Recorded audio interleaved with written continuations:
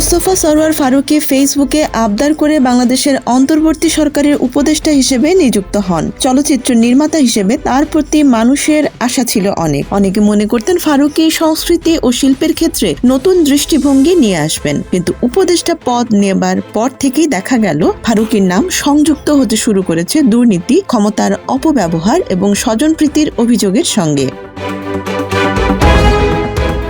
Farooki 10 November 2025 থেকে 464 দিন উপদেষ্টা ছিলেন। এই সময়কালে তার বিরুদ্ধে অভিযোগ জমে গেছে একাধিক ক্ষেত্রে। বাংলা একাডেমি, শিল্পকলা একাডেমি, জাতীয় গ্রন্থকেন্দ্র, বইমেলা আয়োজন, অনুদান বিতরণ, পুরস্কার ও পদক প্রদান, প্রায় সব ক্ষেত্রেই তার কার্যক্রম বিতর্কের কেন্দ্রবিন্দুতে পরিণত হয়।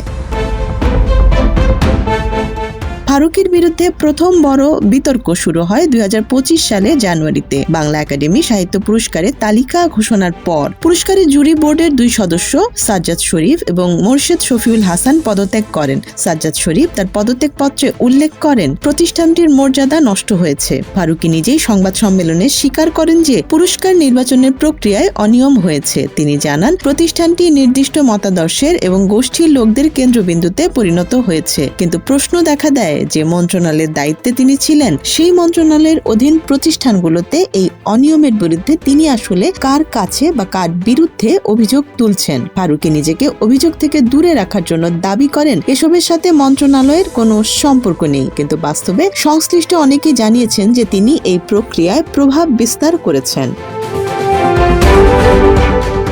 2025 সালে ফেব্রুয়ারিতে অমর 21 বইমেলার সময়ও ফারুকী বিতর্কের মুখে পড়েন। ঢাকা মেট্রোপলিটন পুলিশ বাংলা একাডেমিকে নতুন বইয়ের পাণ্ডুলিপি আগাম জমা দেওয়ার সুপারিশ করলে ফারুকী ফেসবুকে সেটিকে হাস্যকর বলে উড়িয়ে দেন। এই আচরণকে অনেকেই স্ববিরোধী বলে মন্তব্য করেন। এ সময় প্রেস সচিব শফিকুল আলম ডাস্টবিনের পাশে দাঁড়িয়ে ছবি তোলেন, যা সামাজিক মাধ্যমে ভাইরাল হয়। নতুন সরকারের উদ্যোগে বইমেলা শেষ পর্যন্ত আয়োজন সম্ভব হয়। শিল্পকলা একাডেমি ফারুকীর বিরুদ্ধে গুরুতর অভিযোগ ওঠে। 2025 সালে একাডেমির মহাপরিচালক, একজন পরিচালক এবং পরিচালনা পরিষদের 5 জন সদস্য একযোগে পদত্যাগ করেন। তারা অভিযোগ করেন একাডেমির অবৈধ কাজের দায় তাদের উপর চাপানো হয়েছে, কিন্তু তারা কোনো বিষয়ে অবহিত ছিলেন না। মহাপরিচালক সৈয়দ জামিল আহমেদ ফারুকীকে স্বজনপ্রীতি এবং অবৈধ কার্যকলাপে অভিযুক্ত করেন। নিয়োগ প্রক্রিয়াতেও প্রশ্ন ওঠে, যেমন কলামিস্ট আলতাফ পারভেজকে দৈনিক পত্রিকার সম্পাদক না হলেও একাডেমির সদস্য করা হয়। যারা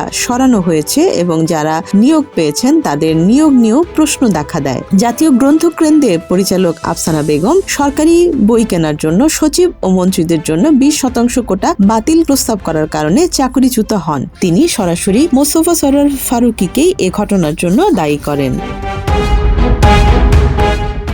ফারুকীর বিরুদ্ধে সবচেয়ে আলোচিত অভিযোগ আসে জুলাই জাদুঘর এবং চলচ্চিত্র প্রকল্প নিয়ন্ত্রণ নিয়ে। ফারুকী নিজেকে জুলাই জাদুঘরের চেয়ারম্যান ঘোষণা করেন, যা জনপ্রশাসন মন্ত্রণালয়ের নিয়োগ নির্দেশিকার নিয়ম অমান্য করে করা হয়। পিআইবির নির্বাহী পরিচালক সৈয়দ ইফতেখারুজ্জামান এটিকে অনুচিত আখ্যা দেন। ফারুকী নিয়োগে নিজের পছন্দের লোকদের জন্য নিয়ম বদলে দেন। নিয়োগে লিখিত পরীক্ষা বাদ দিয়ে শুধু মৌখিক পরীক্ষা নেওয়া হয় এবং জুনিয়র ও নন ক্যাডার কর্মকর্তাদের নিয়োগ কমিটিতে অন্তর্ভুক্ত করা হয়। অভিযোগ আছে 96 কোটি টাকার জাদুঘর প্রকল্পে আর্থিক দুর্নীতিও হয়েছে। মিনহাজ ট্রেড ইন্টারন্যাশনাল নামের প্রতিষ্ঠানকে 5 কোটি 23 লাখ টাকায় 19টি স্বল্প দৈর্ঘ্য চলচ্চিত্র নির্মাণের কাজ দেয়া হয়, কিন্তু কাজ যথাযথভাবে সম্পন্ন হয়নি। এছাড়াও সরকারি নির্দেশ অনুসারে সংস্কৃতি মন্ত্রণালয় জুলাই অভ্যুত্থান সম্পর্কিত চলচ্চিত্র নির্মাণের জন্য 8 জন পরিচালক নির্বাচন করেছে, যেখানে স্বজনপ্রীতির অভিযোগও উঠেছে।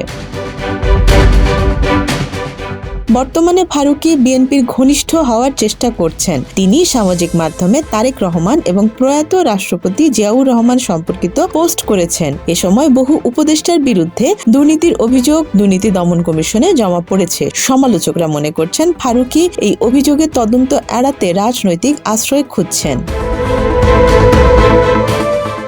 ফারুকীর বিরুদ্ধে অভিযোগের বিস্তৃতি বাংলা একাডেমি থেকে শিল্পকলা একাডেমি, বইমেলা থেকে জুলাই স্মৃতি জাদুঘর একটি জালের মতো ছড়িয়ে পড়েছে। এসব ঘটনা সত্য কিনা বা ফারুকী আসলে দুর্নীতি ও ক্ষমতার অপব্যবহার করছেন কিনা তা যাচাই করতে হলে নিরপেক্ষ তদন্ত জরুরি। সরকারের বা দুর্নীতি দমন কমিশনের উচিত এই বিষয়ে কার্যকর উদ্যোগ নেওয়া।